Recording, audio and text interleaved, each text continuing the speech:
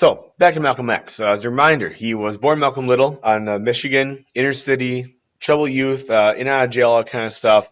Came from the Nation of Islam, who had very different views in segregation than the Christian groups did. Um, as he goes on forward here, he never supported nonviolence. He usually said, "Hey, you know, why are we getting beat on? Why are we waiting on this kind of stuff? Why are we, doing all these things? We should just take what is ours."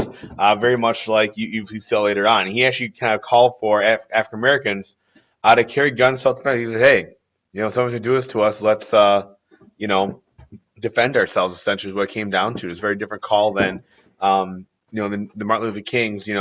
I dream where we can get back together. White girls and white boys playing together in the playground, that kind of stuff. He called for separation. He said, "You know what? If we can't get along, let's just separate. Let's keep things apart. But we're gonna do our thing. You're gonna do your thing." Eventually, as he went a little softer on his ideas, as he got older and went further on in civil rights movement, he kind of started to agree more with Martin Luther King Jr. We'll look at this in class, kind of compare him a little bit.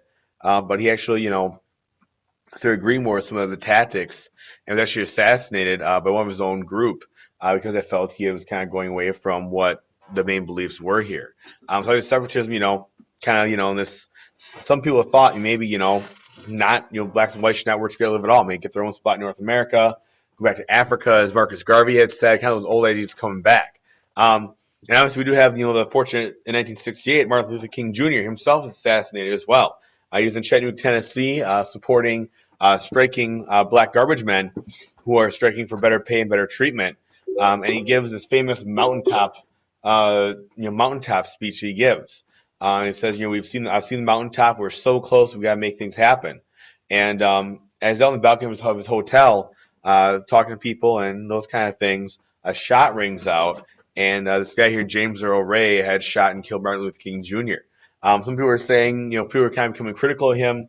He had become more and more critical of the Vietnam War, saying, well, there's a lot of African American soldiers there, but not as many white kids. They have an easier way of getting out of the draft and stuff. And a topic we'll bring up and talk about when we look at Vietnam. But he was kind of getting a little controversial in terms of, that part of it. Now, in some areas of the country, there were race riots. I mean, there's still what's called de facto segregation. We were talking about it earlier, that kind of the segregation was set up in a lot of cities, whether it was the black area, white area, and there's still some tensions going on. Especially an example would be Watts neighborhood of LA in 1965. There was this part of his arrest from an African American teenager by white officers, and he was kind of beat up, those kind of things for no real reason. And he had the backlash by the African Americans that were there, and part of the backlash was a 6-day long riot. Which was kind of the issue of of cops and stopping African Americans, that kind of thing. And we see a 6-day riot that happens. This kind of triggers it and things snowball. By the end of the 6 days, you have 34 dead, 1,000 injured, 4,000 arrested. I mean, stores are burned out. Firemen are getting attacked and trying to stop the fires, that kind of thing. And every group is kind of getting involved in it.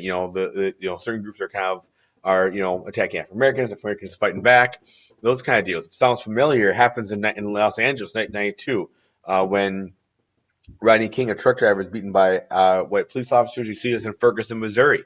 Happened just last year. And so it kind of goes on here. I mean, and riots happen in 150 other cities. And it happens because of discrimination.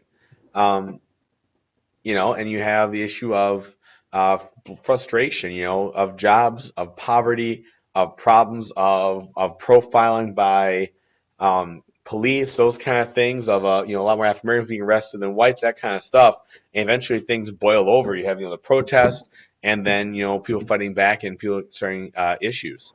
And you can see as the end part here. As all these race riots continue in America, LBJ puts out something called the Kerner Report, an investigation by a committee saying, hey, why are these things happening?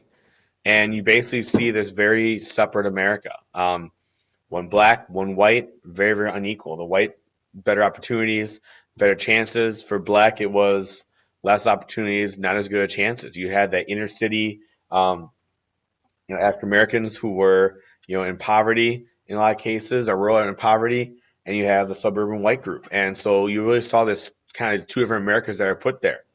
And Vietnam is one of these big issues that people really kind of start putting civil rights on the back burner by the end of the 60s.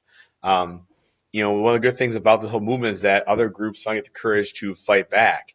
We almost call it second Reconstruction. You look at end of Reconstruction where all these things come up and not a lot really happens out like the 13th, 14th, 15th Amendments. See all these new laws come out here by the end of the 60s.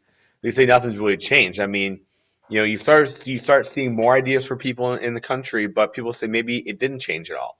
You start gaining more rights like the first one was supposed to do, first Reconstruction, but at the same time, there's not a lot of success. You still have inequality, you still have discrimination, you still have prejudice, and we're going to see where it goes as we continue on from the 60s and the 70s and the 80s and into today. So that's that finish off, ladies and gentlemen. Thank you all very much for having notes done for our long day. We'll take a look at the Civil Rights Act. We'll also look at Selma and some other topics there as well.